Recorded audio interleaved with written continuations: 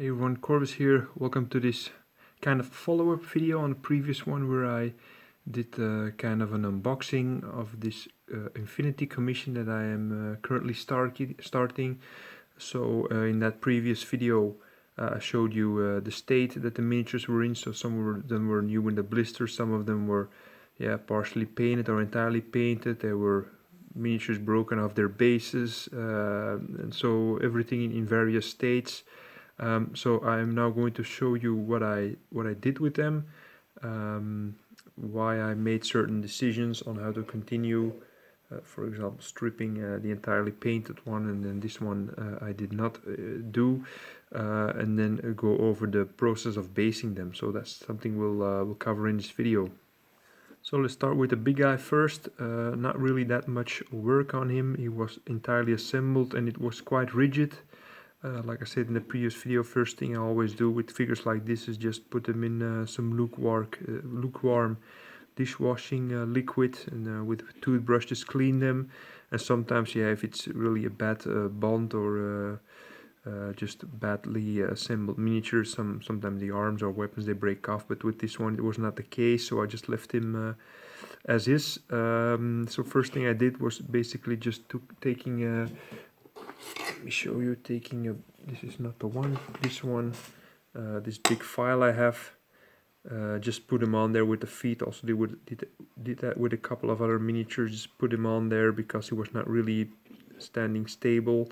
The assembly, I don't know if you can see it very well here, the feet are assembled in two different parts, and there was really a problem with that. You can see here it's a bit of an angle there.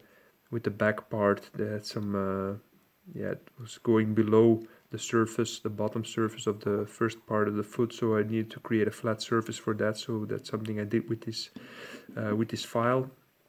That was the thing that I first did, and then of course after that just provided the base for him. Put some plastic card on here with other plastic card on top. This white you also see on the other base is just a Vallejo white pumice. I have a video on the subject which will be appearing now on the screen. At the bottom, the top right corner, it's a video in which I cover this material that I use for basing quite often. And in this tire I added, it's a bit of a resin basing piece I had lying around, so I thought it would really suit this base. Alright, onto these two robots. They are on different base size. These are the bases that the customer supplied, so this one is a bit hard to see. We'll talk about that one first. So this figure was already primed, so I just left everything attached, also assembled quite well. Just repeated the same process with the feet. As you can see, it has a very small contact surface there, so I just made it a bit bigger with the files. Same process with the big guy, and then this was primed pretty well, but anyway, you can see there's some paint coming off here just because I cleaned off some mold lines. Tried to clean them at least. It's not always that easy while the miniature is already assembled, but nonetheless cleaned the mold lines where I could reach them. And then also same story, put them on a base. With this one did it a bit differently, just put some kind of, just wanted to get the illusion of a pile of these metal plates, for example. Just create a pile of these plastic cards, and then just as with the tire, this jerry can, it sits here, just cut off a bit there and put it just at an angle to create the illusion that it's really there quite away into the ground, and then cover the entire thing with the Vallejo white pumice. And this is the figure that you might remember, which was already entirely painted and then provided with this resin base. So in the end I decided to just put this one in the acetone, strip it entirely, because there's a layer of primer on there already, and then the paint that was on there was also quite thick, and there were some decals on there. So just decided to put this one in the acetone and strip it. That also gave me the opportunity to go around this miniature to clean all the mold lines, assemble everything again, and then of course put them on a base also. With this one just decided to cover the entire base with plastic card, and then add some yeah, some of this pumice on there just to create a texture there. And again, the same story, just prepared the feet to create a flat surface for a good contact area there. And this metal is quite subtle, quite flexible. So I just made sure that every foot was touching the ground. Put them down, just press down a bit so that all the feet, all the legs were under a right angle to have all the feet touching the ground here. And then we had this guy, which was covered in, which I thought was grey paint. I remember just testing the quality of this paint, scratching with my fingernail here on the cloak, and the paint seemed to come off quite easily.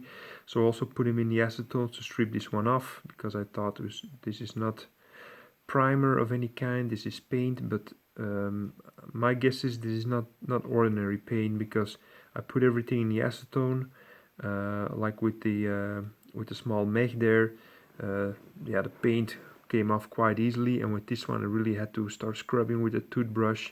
And then, for example, on the gun here, the paint did not let go at all, so it is probably some kind of brush on primer that was applied here on the miniature. But anyway, same thing, just had to reassemble this miniature.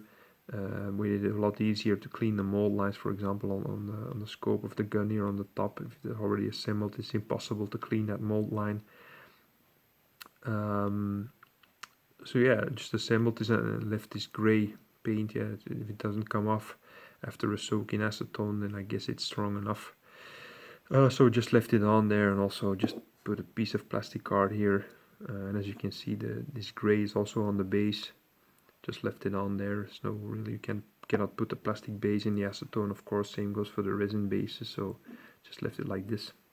And then there are these three miniatures with these these resin bases. This one was just put on there and very firmly, so I did not have anything done with him except for, like I already said in the beginning, just the cleaning with the dishwashing liquid. But yeah, I guess he's assembled well. He's standing on there quite firmly. So just left and right clean some mold lines, but that's it for him. This one was also assembled. I guess it's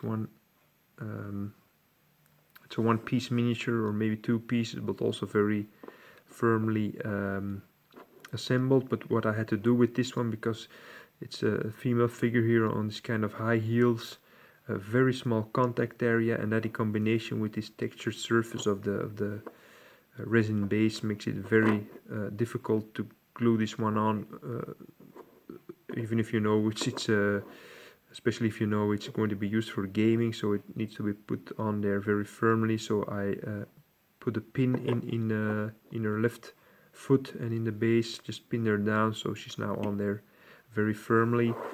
And then this one was on there in pieces. But anyway, she was attached at some point on this base. But the fun thing was, there was this huge bit of flash here on her ponytail, on the hair, and I don't know who assembled this. Maybe the customer, or the customer bought it like this. But this piece of flash was on there. It was glued on to the side of the base. You could see the marks there where the super glue had set. But anyway, this was a bit of a challenge also to glue down. At first I filed the bottom of this gun with this backpack, and then just glued that one down. When that was dry, I just wedged the main figure there, so it was glued down very, very firmly. And then these were the three figures which were in the blister, so it was quite easy to assemble and to base, quite straightforward. And what I noticed is, I don't know if this is some kind of new bases of Corvus Belli Infinity, but they have these markings here on the side, for the field of view marking. And then there's this small line here in the front also for the same purpose, I guess. So I'm not playing any Infinity, but I guess this has to do with the line of sight and field of view things that are in the rules, most probably. So I guess we'll be seeing these kind of bases more in the future. And then of course this one was on a sculpted base, so just glued him down on there, pretty straightforward. Put the pumice next to him, and with these two I just cut a piece of plastic card, glued that down, and then proceeded with the Vallejo white pumice. So that's all for this video. If you want to see how this project continues, please consider subscribing. If you like this video, please press the thumbs up button. That also helps me quite a lot with the channel here. Thanks for watching. See you in the next video, and have a great rest of the day. Bye.